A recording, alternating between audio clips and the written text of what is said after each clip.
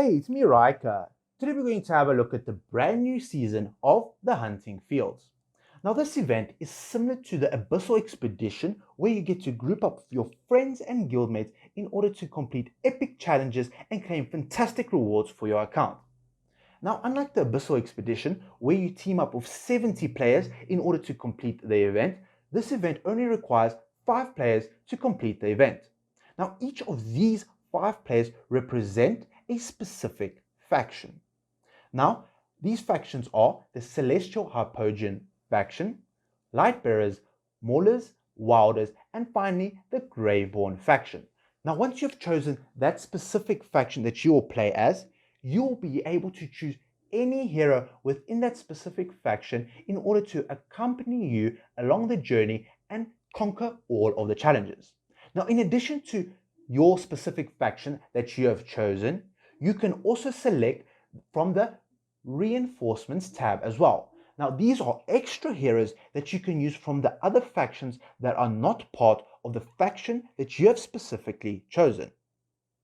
Now, you also have to collect resources. This is done through claiming these camps over here, and each tier of camp that you acquire, being from tier 1 all the way to tier 5, the most difficult camp, will give you these hunter marks. Now, you use these hunter marks to build relics and combine various parts together in order to make the big, final, powerful relic for your hero.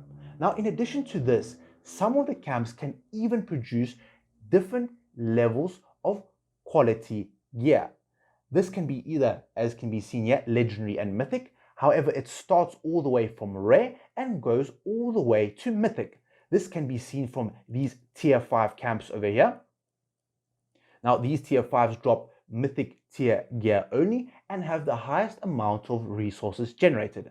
However, the enemies guarding this specific camp are extremely difficult, and you'll need a significant amount of investment into your heroes in order to be able to defeat these enemies.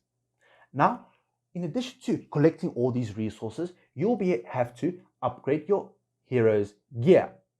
This can be seen through the 3 pieces of gear, and the final piece is the artifact or the rune that you have to collect.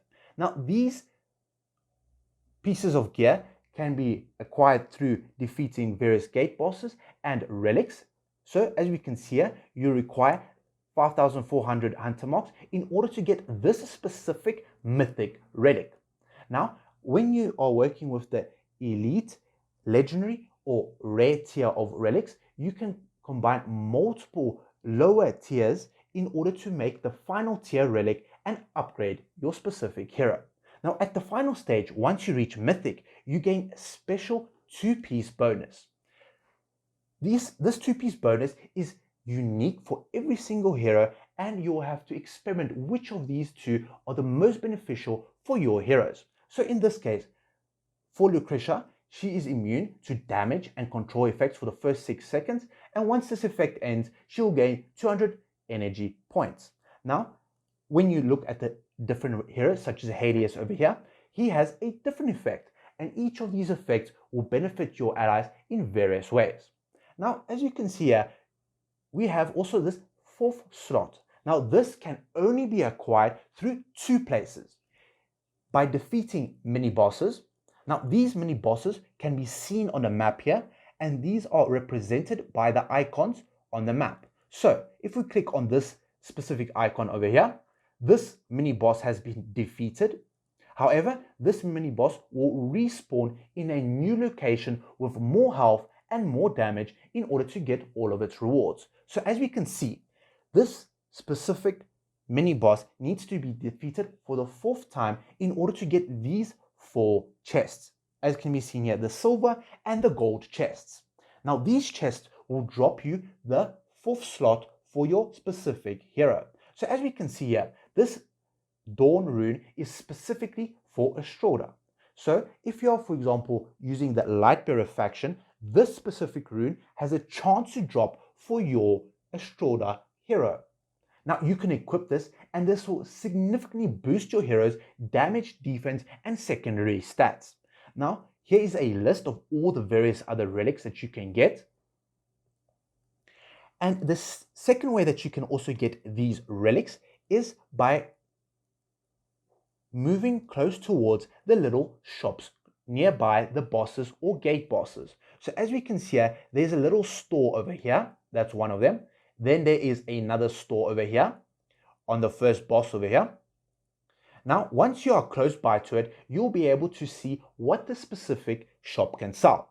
Now, this can be either mythic runes. Now, this is for your specific hero. So let's say you're missing one of your runes for one of your damage dealers. You can always use 1,000 hunter marks in order to acquire this specific rune. However, I do not recommend going for this. I would only recommend going for the challenger seals to give you extra attempts when fighting these mini bosses. So what are these extra attempts? These extra attempts simply represent the number of chances you get to attack these bosses. So when you are close by to the specific boss, you can click attack and you'll use up this resource called challenger seals. Now this is this over here, and this allows you to attack this mini boss for the amount of challenger seals that you have. So I would recommend building up your heroes to a sufficient level in order to be able to one-shot or even two-shot the specific mini bosses so you can claim all of the rewards from the chests that they drop below. Now you will have to do that certain amount of damage. So in this case, you'll have to do 4.2 billion, and for the second chest, 8.5 million or billion damage. And this is a significant amount of damage that you need to do in order to be able to claim the various rewards from these mini bosses. However, the final challenge is defeating the main boss. So in my case, I've defeated the main boss, and this is one of the requirements that you need to complete in order to get all of the rewards. So as you complete various challenges, such as getting resources such as hunter marks, getting various level camps, defeating bosses, exploring new areas of the map, you'll complete all of these tasks. Now in my case, my squad has completed all of the tasks, and now I can click complete. Now once I've done so, then I'll be able to claim some of the rewards shown above. Now these rewards are different between each rank. Now depending on which rank you currently are, you'll get either 10 summoning scrolls, 10 faction scrolls, 10 stargazing scrolls, with a bunch of extra rewards to help build your account. Now, the further you get in this event, the better and better rewards you'll be able to claim for your account. So you simply click collect or complete the final challenge, and you click promote to be able to get to the final tier rank. So I've leveled up to the heroic rank. Now this allows me to do certain things, such as get more resources by attacking more camps, giving me more heroes. In this case, it does not, it stays the same. Allows me to sweep or be able to explore the map even further, and it gives me more challenger seals, in addition to all of the rewards shown below. Now, in addition to this, once you defeat the boss, the final boss can respawn, and you'll be able to challenge the boss multiple times using various team formations in order to better your score and get all the fantastic rewards for your account. Now, in addition to this, you'll also be able to support your fellow squad mates as a supporter role. So if you weren't able to sign up in time for the specific faction that you wanted to play, you can always sign up for the supporter role.